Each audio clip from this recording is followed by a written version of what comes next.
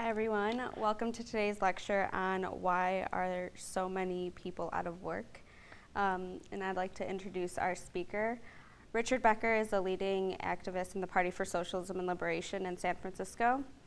He is the author of Palestine, Israel, and the U.S. Empire and the Myth of Democracy, the Rule of the Banks. And today his topic is why are so many people out of work. So I'd like to welcome Richard.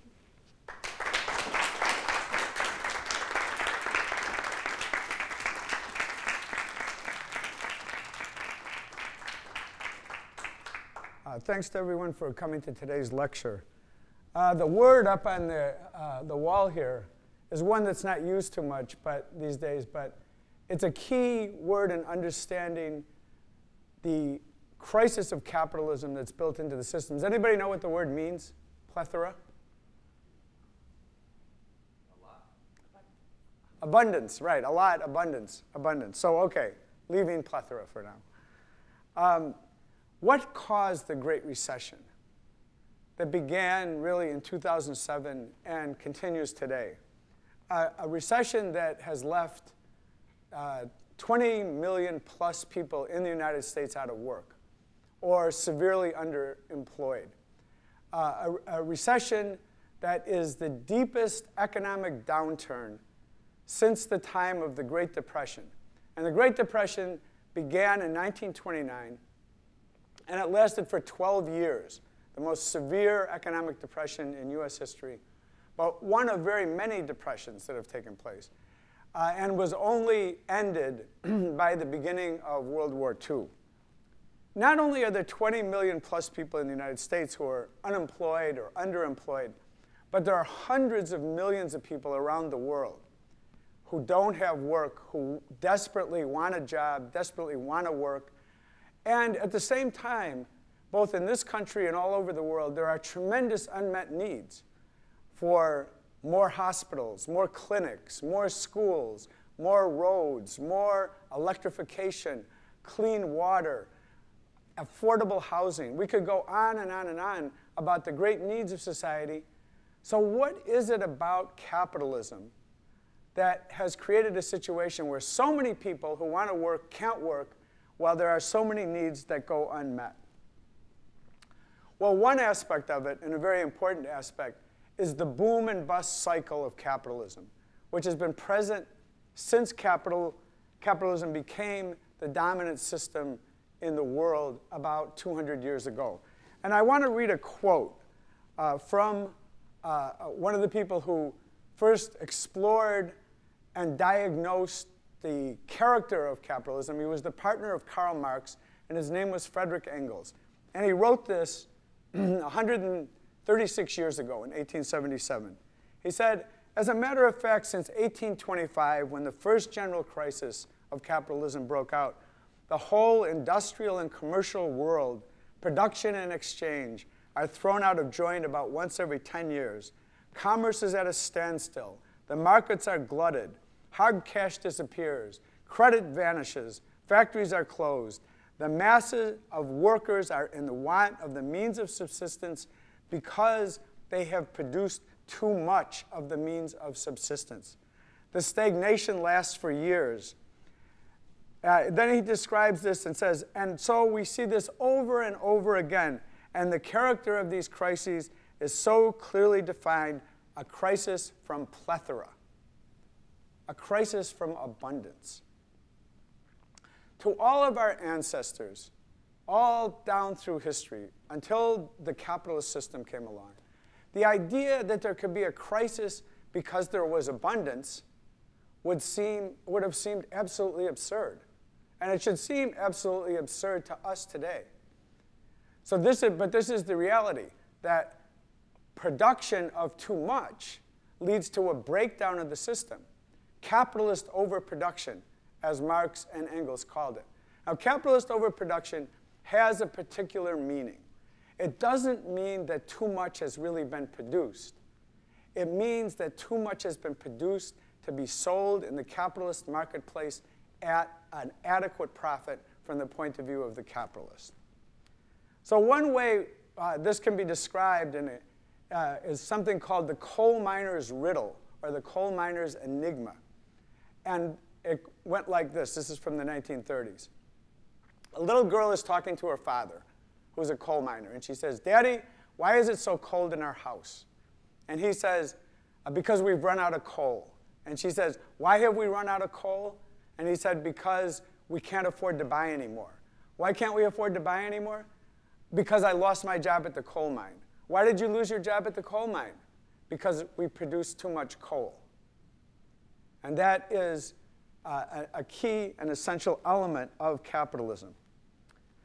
Today, we could substitute for coal the word houses in the current economic crisis. So the economic crisis that began really in 2006, but became a full-fledged recession, depression in 2007, was largely based on capitalist overproduction of houses.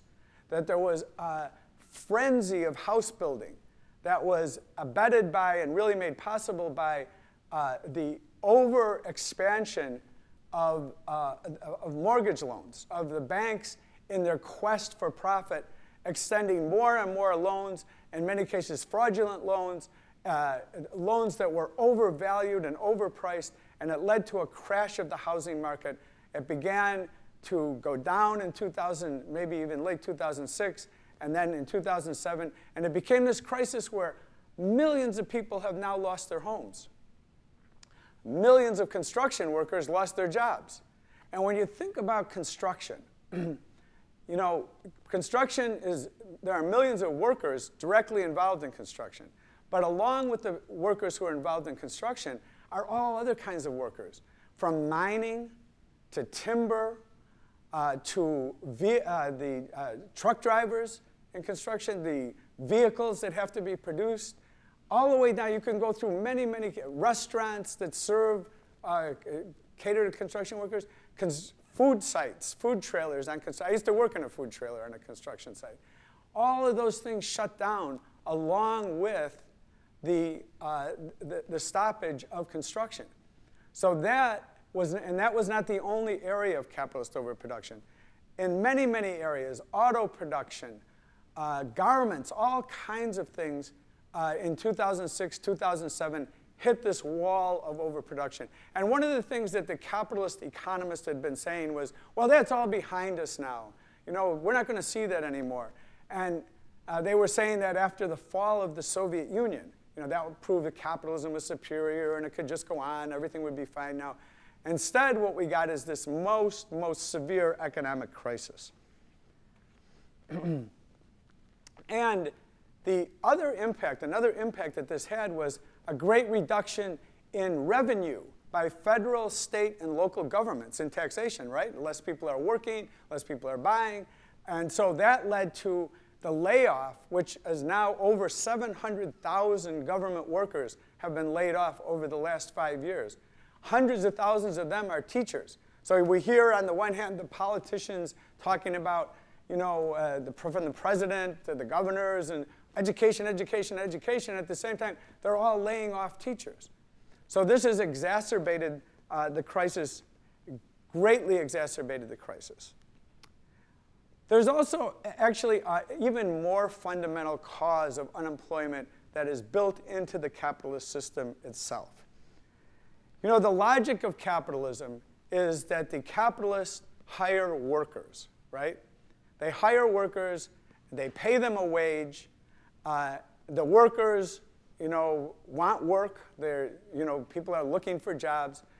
The capitalists, of course, don't pay the workers for the full value of what they produce in either goods or services. That's how capitalists make profits. There's no other way for capitalists to make profits than to exploit workers. That's what it's called. You know, sometimes we hear people use the expression, that corporation is an exploitative corporation. Well, the reality is that all corporations are exploitative corporations under capitalism. And if they're not exploitative, they're not going to be in business very long. They're going to go out of business very, very quickly. But none of them are. They're all in the business of exploitation. And the capitalists take the money that they don't pay the workers. And if they have thousands and thousands of workers, that amounts to a lot of money. Part of it they use for themselves, to live in luxury, to live very well. But a large part of it is also reinvested right? In order to produce more, to improve their technology, to buy more raw materials, maybe to buy more hotels or build more hotels, whatever the business that they're in. That's what they do. And that's the key to the what's called the expanded reproduction of capital, right? The capital, not only the reproduction of capital, but the expanded reproduction of capital, which is the inherent direction that capital must go in. It must seek to enhance itself, to augment itself. Capital, by the way, is often thought of by people only as money. Or it can take many forms. It can take the form of factories, of machines, of cash, of gold, and so forth. But more importantly, capital expresses a social relationship. And that social relationship is that some people have capital and most people don't. And the people who don't must, in current modern society, must sell the one thing that they have to be able to live, and that is their ability to work, right? Their ability to labor. So what looks like, on the surface, a mutually beneficial relationship between the capitalist and the worker. The capitalist needs workers in order to produce more, in order to make a profit, to be able to maybe hire more workers, and the worker desperately needs to work in order to be able to pay the rent, to buy food, clothing, and whatever the other things are that people need and what they want in life. So it looks like a mutually beneficial relationship entered into freely. The workers who produce surplus value, which is the Marxist term for what creates profit, the value that is not paid to the worker. Well, in earlier forms of society, there was also a surplus product that was created at one time in predominantly slave societies, later under feudalism. Under slave societies, the person working was the property of an owner, right? Was a chattel slave. Under feudalism, the person producing the product of society is a serf who is tied to the land. They cannot leave under feudalism, and they're really a land slave. Under capitalism, the workers are free. So that's how it appears. They're free to sell their labor. They don't have to stay on land. They're not owned by anybody. They seem to be free. But the reality is very much different than that. That the working class as a whole and workers as individuals have to sell their labor to someone. And the someone they have to sell it to, unless they can get a government job, which is derived from profit also, but they have to sell it to a capitalist. So they're not bound to one capitalist for life, but the working class, as long as capitalism exists, is bound to the capitalist class. And that's why we call the relationship wage slavery. That the worker, and why Marx called it wage slavery, that the workers don't have a choice. They must work for wages. And in order to work for wages, they must work for a capitalist. But also this, that built into the capitalist system is unemployment. In the bust cycle of the boom and bust cycle, which Engels was referring to in the quote I mentioned earlier, it goes up and down and up and down and up and down. In the bust cycle, there's fewer workers who are employed, right? The owners, the capitalists lay off workers. But even at the peak of the boom cycle, there is still unemployment. And under capitalism, there's a gradually rising line that would represent what full employment is, or a decreasing line in reality, meaning that in the 1950s, full employment was considered to be 3.2% unemployment. Today, full employment is considered to be 5.5% unemployment.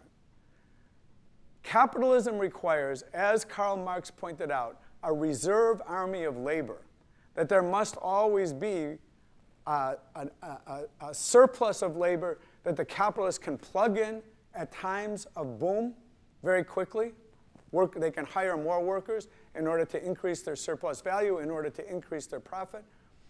But also that surplus labor, that reserve army of labor, holds down the wages of the working class as a whole. And the larger the reserve army is, the way it is now, in fact, when so many people are looking for work, depresses wages to the benefit of the capitalist. It increases their rate of exploitation, increases their profits.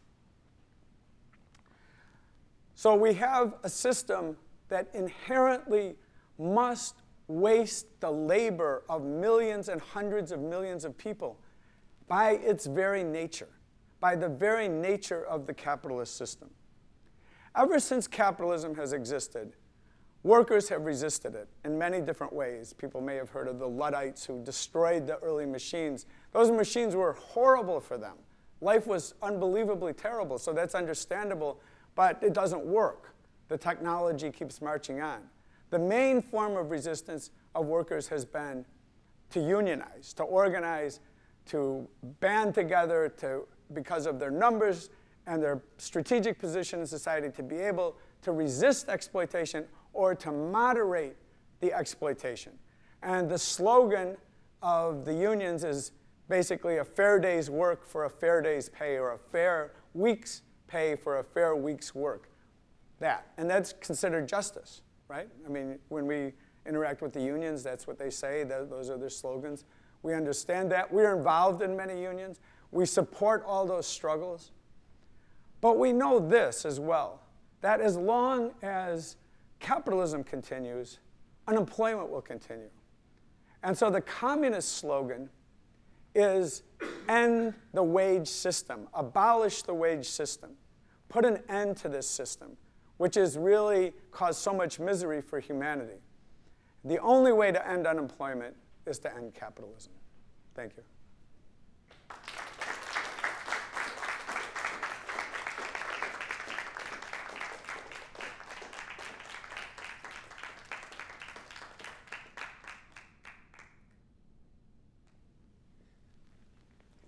All right, thanks, Richard. So now we have two questions from the audience. The first one is, has there ever been a time of full employment under capitalism? And then the second one is, can the economic crisis of capitalism cause the system to collapse?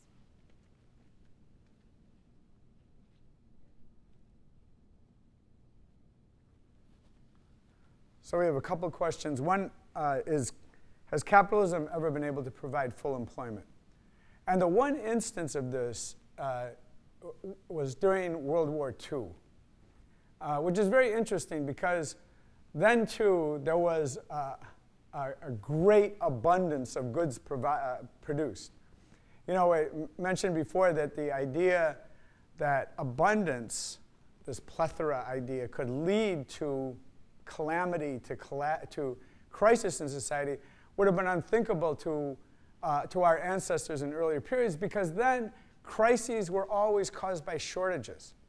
Most often shortage of food, which was the result either of some kind of natural disaster, you know, swarms of locusts, flooding, or possibly war. But it was always shortage that caused crisis. Now, under capitalism, it's the abundance that creates the crisis. And in World War II, late 1941 to 1945, for the United States' involvement in it, there was an enormous increase in production.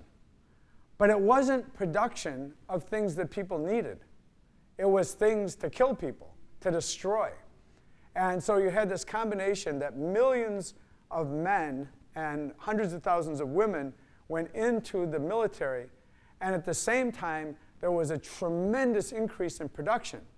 But the increase in production was of tanks and planes and guns and hand grenades and flamethrowers and, you know, eventually atomic bombs. And so and the capitalists were very fearful that at the end of World War II, there would be a return to the Depression. And the only real reason that there wasn't was they had destroyed so much in the war itself, and so for years afterwards there was a rebuilding. But as soon as the war ended, it was a return to the quote-unquote full employment with millions of people without jobs. The second question is, will the capitalist system, due to its economic crisis, can its own economic crisis cause it to collapse? And the answer to that question is really no. Many people have thought that capitalism could collapse under its own weight, but no matter how severe the economic crisis becomes, the capitalist will find a way out of the crisis, either through war, which is very common, or through a protracted period where, in other ways, means of production are destroyed, factories are destroyed. The only way capitalism can be brought to an end is by the organized action of the working class. That's the only way that it can be. It will not fall of its own accord, no matter how severe the crises become. And this is a critical lesson. It's why we, in the Party for Socialism and Liberation, are organizing a party which we believe can play a critical role in bringing about an end to the capitalist system. It's only the organized action of the workers that can achieve that. Thank you.